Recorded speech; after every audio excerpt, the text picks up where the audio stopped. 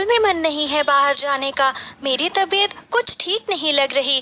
क्या हुआ तुझे? भाई, मेरे पेट में दर्द है।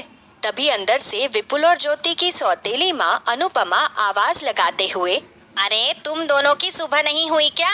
अरे लोग उठकर अपने काम धाम में लग गए हैं, पर एक ये दोनों नालायक है जिनकी अभी तक सुबह ही नहीं हुई है। अनुपमा के खौफ से दोनों भाई बहन टोकरी लेकर बाहर बगीचे में सेब तोड़ने के लिए निकल पड़ते हैं।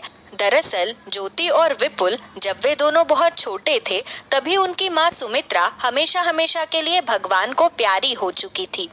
इसलिए विपुल और ज्योति के पिता मोहन ने अनुपमा से शादी की थी ताकि वो उनके बच्चों को एक सगी माँ जैसा प्यार दे पाए।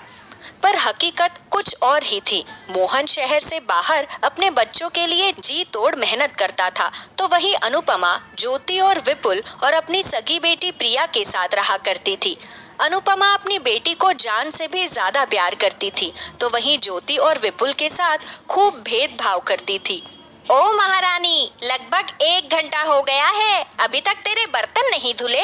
अरे कछुए की चाल चलेगी तो कोई काम नहीं हो पाएगा। जल्दी जल्दी हाथ चला, इतने सारे कपड़े भी धोने हैं तुझे। और फिर शाम को तुम दोनों भाई बहन बाजार में सेब बेचने भी तो जाओगे ना। जल्दी जल्दी काम कर। माँ, आज मेरी तबीयत ठीक नहीं है, आज मैं बाहर नहीं जाना चाहती। हाँ तो ठीक है, मैं भी तुझे खाना देना नहीं चाहती। जैसा काम करेगी वैसा ही फल मिलेगा तुझे। काम न करने के बहाने ढूंढती रहती है जब देखो तब। ठीक है माँ, मैं बर्तन भी धो दूंगी और कपड़े भी धो लूंगी और फिर बाजार जाकर सेब भी बेच लूंगी। आप चिंता मत करो, सब कुछ कर लूंगी मैं। चाहे ज्योति की तबीयत खराब हो या विपुल की, अनुपमा दोनों के बारे में जरा भी नहीं सोचती थी। वो हमेशा दोनों पर अत्याचार करती थी। एक बार की बात है, दोनों भाई बहन एक बगीचे में जाते हैं जहाँ एक सेब का पेड़ था। ज्योति नीचे टोकरी लेकर खड़ी थी, तो वहीं विपुल पेड़ पर चढ़कर सेब तोड़ तोड़ कर नीचे फेंक रहा था और ज्योति सेब उठाकर टोकरी में रख रही थी। और थोड़ी ही देर बाद दोनों भाई बहन सर पर सेब की टोकरी उठाकर घर आ जाते हैं और घर आने के बाद दोनों को बहुत भूख लग जाती है। ज्योति, बगीचे से हम दोनों सेब तो ले आए, अभी सारे सेब को अच्छी तरह से साफ करने की जरूरत है, पर फिलहाल के लिए तो मुझे बड़ी भूख लग रही है। बहन, जा जल्दी से रसोई में जाकर खाने के लिए कुछ लेकर आ जा। ठीक है भाई, तुम रुको, मैं अभी खाना लेकर आती हूँ। ज्योति अपने लिए और अपने भाई के लिए खाना लेने के लिए रसोई में जाती है, लेकिन तभी वहाँ अनुपमा आ जाती है और अनुपमा ज्योति को पीछे की ओर धक्का मारते हुए कहती है, ओ महारानी, खाना क्या तेरी मरी हुई माँ ने बना कर रखा है जो तू यहाँ आकर अपने लिए और अपने उस निकम्मे भाई के लिए खाना निकाल रही है? अरे ये खाना मैंने अपने लिए और अपनी बेटी के लिए बनाया है। अच्छा, तो मैं और भाई क्या खाएं? हम दोनों को बहुत भूख लग रही है। तुम दोनों भाई बहन खाना खाओ या मत खाओ, मुझे उससे जरा भी फर्क नहीं पड़ता। अगर तुम दोनों को ज्यादा ही भूख लग रही है तो जल्दी से जाओ और सेब को साफ करके टोकरी में रखो और फिर रसोई में आकर खुद खाना बनाकर खाओ। मैं यहाँ तुम्हारी नौकरानी थोड़ी ना हूँ जो तुम्हें बना बना कर खिलाती रहूंगी। बेचारी ज्योति आंखों में आंसू लिए अपने भाई विपुल के पास आती है और उसे रोते हुए सारी बात बताती है। भाई, माँ हमारे साथ ऐसा व्यवहार क्यों करती है? हम तो उन्हें अपनी सगी माँ मानते हैं ना, फिर भी वो हमारे साथ सौतेला व्यवहार क्यों करती है? देखो ना, रसोई में जो खाना था माँ ने मुझे लेने नहीं दिया। उन्होंने कहा कि मैं तुम्हारी नौकरानी नहीं हूँ, तुम खुद बना कर खाओ। कोई बात नहीं पगली, तू रोती क्यों है? देख, छोटी छोटी बातों पर रोना बंद कर। ये हमारी किस्मत है, तभी तो हमें इतना सब कुछ सहने को मिल रहा है। अगर आज हमारी माँ जिंदा होती तो वो हमें अपने हाथों से खाना बनाकर खिलाती, पर जब हमारी किस्मत खराब है तभी तो आज हमारे साथ हमारी माँ नहीं है। हाँ भाई, तुम बिल्कुल ठीक कह रहे हो। बहुत बुरी किस्मत है हमारी, तभी तो हमारी माँ हमारे साथ नहीं है। अच्छा चल छोड़, जो हमारी किस्मत में लिखा है उसे हम बदल नहीं सकते। लेकिन हाँ, तू किचन में जा और खाना बना। मैं जब तक ये जो सारे सेब है ना, इन्हें अच्छी तरह से धोकर टोकरी में रख देता हूँ ताकि हम शाम को इन्हें बाजार में बेच सके। ठीक है भाई, तुम सेब को धोकर टोकरी में रखो, मैं तब तक खाना बना कर लाती हूँ। विपुल अपनी बहन को समझाता है और फिर विपुल अकेले ही सारे सेब को अच्छे से धोकर साफ कर कर अलग एक टोकरी में रखने लग जाता है। तो वही ज्योति अपने लिए और अपने भाई के लिए खाना बनाने के लिए रसोई में जाती है और थोड़ी देर बाद दोनों भाई बहन खाना खाकर सेब की टोकरी सर पर उठाकर बाजार जाते हैं और सेब बेचते हैं। सेब ले लो, सेब, लाल लाल ताजे ताजे मीठे सेब, सिर्फ 50 रुपए किलो। आओ चाची, आओ चाचा, सेब ले लो, सेब, लाल लाल ताजे ताजे और मीठे मीठे, सिर्फ 50 रुपए किलो सेब। तभी दोनों के पास ग्राहक आना शुरू हो जाते हैं और इसी तरह दोनों की खूब अच्छी बिक्री होती है। वो दोनों शाम को घर आते हैं और घर में घुसते ही अनुपमा उनसे हिसाब लेने आ जाती है। जल्दी बताओ, दोनों ने आज कितने रुपए के सेब बेचे हैं? जल्दी बताओ। माँ, आज ज्योति की 500 की बिक्री हुई और मेरी 300 की, टोटल 800 रुपए। क्या कहा तूने? तू सिर्फ 300 के सेब बेच कर आया है? अरे खाना खाने में तो ज्योति से 2 गुनी रोटी खाता है और काम करने के टाइम पर तेरी मेहनत बिल्कुल आधी हो जाती है। ऐसा क्यों? अगर काम करने का मन नहीं है तो साफ साफ बोल दे, मैं तुझे किसी घर पर झाड़ू पोछे के काम पर लगवा देती हूँ। माँ, अब बस भी करो, आपको जो बोलना है मुझे बोलो, लेकिन मेरे भाई को कुछ मत बोलो। और वैसे भी हम दोनों को यहाँ पेट भर के खाना मिलता ही कहाँ है। अच्छा, तो मतलब अब तेरी जुबान भी निकलने लग गई है?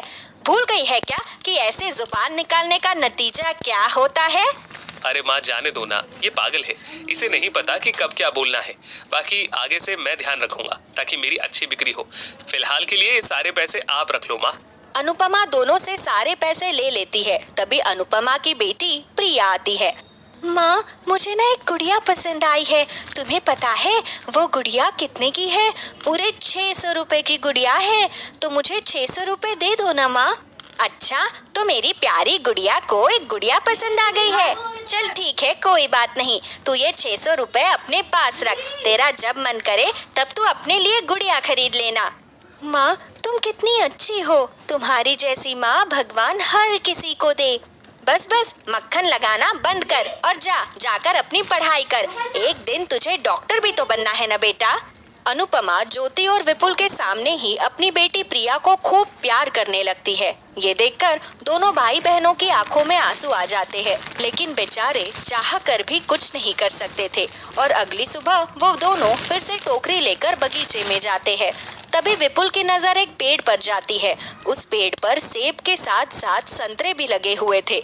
ये देखकर दोनों हैरान थे। ज्योति, वो देख, कल तक तो ये पेड़ यहाँ पर नहीं था, फिर अचानक से एक ही रात में सेब और संतरे वाला पेड़ कैसे आ सकता है? हाँ भाई, लेकिन मुझे ये समझ में नहीं आ रहा कि एक ही पेड़ पर दो अलग फल कैसे लग सकते हैं। ये कैसे हो सकता है भाई? ये तो मुझे भी समझ में नहीं आ रहा। वो दोनों भाई बहन सेब और संतरे का पेड़ देखकर हैरान हो चुके थे, क्योंकि एक ही पेड़ पर 2 अलग अलग फल लगे हुए थे। तभी अचानक से वो सेब और संतरे का पेड़ जोर जोर से हंसने लगता है। क्योंकि हम तो जादुई सेब और संतरे के पेड़ हैं, इसीलिए एक ही पेड़ पर 2 अलग अलग प्रकार के फल लगे हैं। जादुई सेब और संतरे के पेड़ की आवाज सुनकर वो दोनों भाई बहन बहुत ही ज्यादा डर जाते हैं और वो वहाँ से भागने की कोशिश करते हैं। तभी पेड़ उनको रोकता है। अरे अरे बच्चों, डरो मत, हम तुम्हें नुकसान थोड़े ही पहुंचाएंगे। हम तो जादुई सेब और संतरे के पेड़ हैं और हम सिर्फ अच्छे और सच्चे मन वाले इंसान को ही दिखाई देते हैं। अच्छा, तुम जादुई हो? फिर तो तुम्हारे पास जादुई शक्तियाँ भी होगी। हाँ बच्चों, हमारे पास खूब सारी जादुई शक्तियाँ हैं और हम यहाँ सिर्फ और सिर्फ कुछ ही समय के लिए आए हैं। बताओ, हम तुम्हारी कौन सी इच्छा पूरी कर सकते हैं? क्या चाहिए तुम्हें? पैसा, सोना, चांदी, हीरा, जो मांगोगे तुम्हें सब मिलेगा। पर हमें ये सब नहीं चाहिए, हमें तो हमारी माँ चाहिए। क्या तुम अपनी जादुई शक्तियों से हमारी मरी हुई माँ को वापस ला सकते हो? ये सुनकर जादुई सेब और संतरे का पेड़ थोड़ा सा निराश हो जाता है और वो उन दोनों से बोलता है। बच्चों, हम भी भगवान के फैसले के खिलाफ नहीं जा सकते, पर हाँ, हम तुम्हारी मदद जरूर कर सकते हैं। अगर तुम अपनी माँ को देखना चाहते हो तो हम अभी तुम्हारी माँ से 10 मिनट के लिए तुम्हें मिलवा सकते हैं। ये सुनकर दोनों भाई बहन बहुत खुश हो जाते हैं। तभी जादुई सेब और संतरे का पेड़ अचानक से उस बगीचे में अपनी शक्तियों से अंधेरा कर देते हैं और अंधेरा करने के बाद एक तेज प्रकाश ज्योति और विपुल के पास आती है। उस तेज प्रकाश में उन दोनों को अपनी माँ सुमित्रा के अक्ष दिखाई देने लगते हैं। वो दोनों अपनी माँ को देखकर बहुत ही खुश होते हैं और रोने लगते हैं। तभी सुमित्रा की आत्मा उनसे कहती है, मेरे बच्चों, मुझे माफ करना, मेरी वजह से तुम्हें कितना परेशान होना पड़ रहा है। लेकिन बच्चों, मैं क्या करूं? मैं भी लाचार हूँ। तुम्हें तकलीफ में देखकर मुझे बहुत तकलीफ होती है बच्चों, पर तुम चिंता मत करो, मैं हमेशा तुम्हारे साथ हूँ। भले ही मैं इस दुनिया में नहीं हूँ, लेकिन एक साए की तरह हमेशा तुम्हारे साथ रहती हूँ। इतना बोलकर सुमित्रा की आत्मा वहाँ से चली जाती है, जिसके बाद ज्योति और विपुल बहुत खुश होते हैं और वो दोनों जादुई सेब और संतरे के पेड़ का शुक्रिया अदा करते हैं।